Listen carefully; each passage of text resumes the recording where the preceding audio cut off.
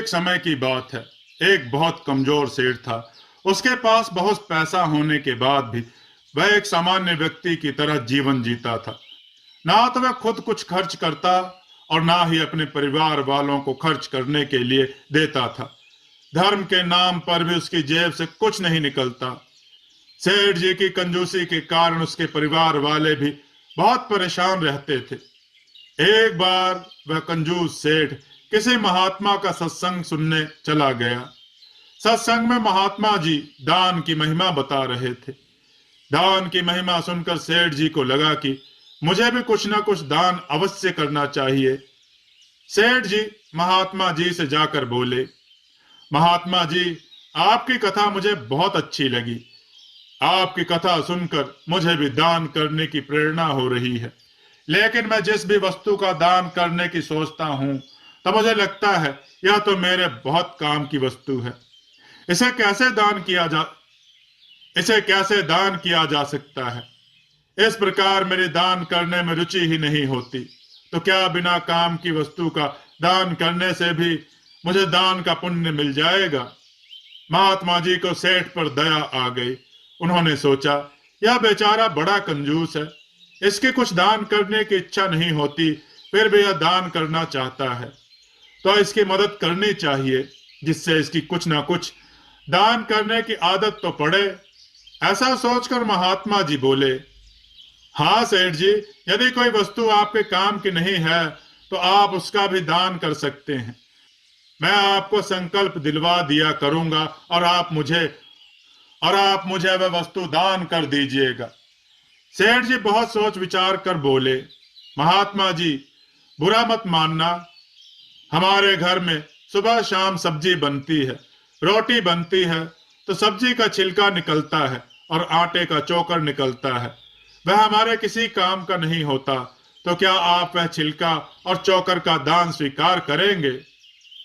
महात्मा जी बोले, ठीक है सेठ जी, मैं रोज सुबह आपके घर के सामने से तो निकलता ही हूँ। मैं आपसे सब्जी के छिलके और आटे के चोकर का दान ले लिया करूंगा। यह सुनकर वह कंजूस सेठ बहुत खुश हो गया। अगले दिन से प्रतिदिन महात्मा जी सेठ जी के घर छिलकों का दान लेने आने लगे। महात्मा जी रोज सुबह सेठ जी को संकल्प दिलवाते और उनसे छिलकों का दान ले लेते। वह कंजूस सेठ भी बहुत खुश होता कि चलो, यह छिलका तो वैसे भी फेंकना पड़ता, इससे अच्छा तो यह महात्मा जी ही ले जाते हैं और मुझे पुण्य भी मिल जाता है। महात्मा जी सब्जी के छिलकर आटे के चोकर ले जाकर गौ माता को खिला देते। इससे उनका भी काम बन जाता। कई महीने तक ऐसा ही चलता रहा। भगवान जो सृष्टि के कण कण में बसते हैं, वह सब देख रहे थे। एक दिन भगवान को मजाक सूझी और उन्होंने उस कंजूस सेठ के घर एक बिल्ली भेज दी। अब वह बिल्ली रोज सेठ जी को और उनके परिवार वालों को परेशान करने लगी। कभी वह बिल्ली रसोई में जाकर दूध पी जाती, कभी खाने पीने का सामान गिरा देती, कभी उनके घर में मल त्याग कर देती। इस प्रकार वह बिल्ली उन सभी को किसी न किसी तरह से परेशान करने लगी। घर के सभी लोग उस बिल्ली से बहुत दुखी हो गए। एक दिन सेठ जी की पत्नी छत पर कपड़े सुखा रही थी। तभी उसने देखा वह बिल्ली रसोई में जा रही है। उसने वहीं से बिल्ली के ऊपर बाल्टी फेंकी। सेठ जी उसी समय वहां से गुजर रहे थे। वह बाल्टी सीधे सेठ जी के सर पर जा गिरी। बाल्टी की चोट से सेठ जी के सर पर बुरमा हो गया।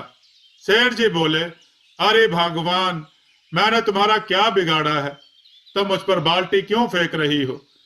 सेठानी बोली, मैंने बिल्ली को उधर से जाते देखा था, मैंने उसी पर बाल्टी फेंकी थी, लेकिन वह आपको जा लगी। इसी प्रकार एक दिन सेठ जी की पुत्र वधू रसोई में रोटी बना रही थी। तभी उसने उस बिल्ली को बाहर घूमते देखा। सेठ जी की पुत्र वधू ने बिल्ली को मारने के लिए पूरी ताकत से उस पर बेलन फेंका। संयोग से सेठ जी भी उसी बिल्ली को मारने जा रहे थे। तभी पीछे से वह भारी बेलन पूरी ताकत से सेठ जी की पीठ पर जा लगा। सेठ जी जोर से कराह उठे। यह देखकर सेठ जी की पुत्र वधू घबरा गई। सेठ जी की चीख सुनकर घर के सभी लोग इकट्ठे हो गए। सेठ जी की पुत्र वधु बोली, मैंने तो बिल्ली को मारने के लिए उस पर बेलन फेंका था, परंतु वह आपको जा लगा। इसके लिए मैं क्षमा चाहती हूँ। सेठ जी सोचने लगे कि यह सब घर वाले बिल्ली को मारने के चक्कर में कहीं मुझे ही ना मार डाले। एक दिन सुबह के समय वह बिल्ली सेठ जी के घर में चुपके से बैठी थी। सेठ जी ने उस बिल्ली को देख लिया। सेठ जी पहले से ही उस बिल्ली पर खिजे हुए थे। सेठ जी ने सोचा, इस बिल्ली ने हमें बहुत परेशान किया है, बिल्ली का काम तमाम किए देता हूं। यह सोचकर सेठ जी ने एक बड़ा सा पटिया उठाकर उस बिल्ली के ऊपर दे मारा। वह बिल्ली वहीं पर बेहोश हो गई, लेकिन सभी ने सोचा वह बिल्ली मर गई। उसी समय वह महात्मा जी भी छिलकों का दान लेने आ गए। महात्मा जी और सभी लोगों ने देखा कि सेठ जी ने बिल्ली को मार दिया। शास्त्रों में बिल्ली को मारना बहुत बड़ा पाप बताया गया है। शास्त्रों में बिल्ली को मारना बहुत बड़ा पाप बताया गया है। यह सब देखकर महात्मा जी बोले, राम राम राम, सेठ जी आपसे तो अनर्थ हो गया। आपके हाथों से बिल्ली मर गई, यह तो बहुत बुरा संकेत है। बिल्ली को मारने वाले को घोर नरक की प्राप्ति होती है। यह सब सुनकर सेठ जी घबरा गए और महात्मा जी से बोले, महात्मा जी इसका कोई प्रायश्चित हो तो बताइए। महात्मा जी बोले, इस घोर पाप का प्रायश्चित तो पोथी में देख कर ही बताना पड़ेगा। ऐसा कहकर महात्मा जी ने अपनी पोथी निकाली और उसमें देखने लगे। पोथी में देखकर महात्मा जी ने बताया, सेठ जी इस महापाप के प्रायश्चित के लिए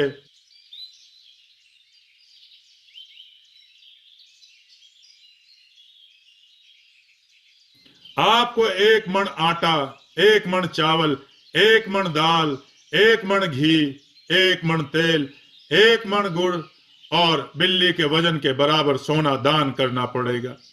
यह सब सुनकर वह कंजूस सेठ कांप गया। वह महात्मा जी से बोला, महात्मा जी एक जरा सी बिल्ली के लिए इतना सब कुछ दान करना पड़ेगा? एक जरा सी बिल्ली के लिए इतना सब कुछ दान करना पड़ेगा? महात्मा जी बोले, यदि आपको घोर नरक की यातना से बचना है तो इतना सब तो दान करना ही पड़ेगा। आखिरकार मन मार कर सेठ जी ने दान करने की हामी भर दी। उसी उसी समय उस बिल्ली को उठाकर उसका वजन किया गया। सारे सामान की सूची बनाई गई। उसके बाद सेठ जी दान के सामान की खरीदारी करने बाजार चले गए। सेठ जी महात्मा जी के बताए अनुसार सब सामान खरीद कर महात्मा जी के घर पहुंचे और संकल्प लेकर वह सब कुछ वस्तुएं उनको दान कर दी।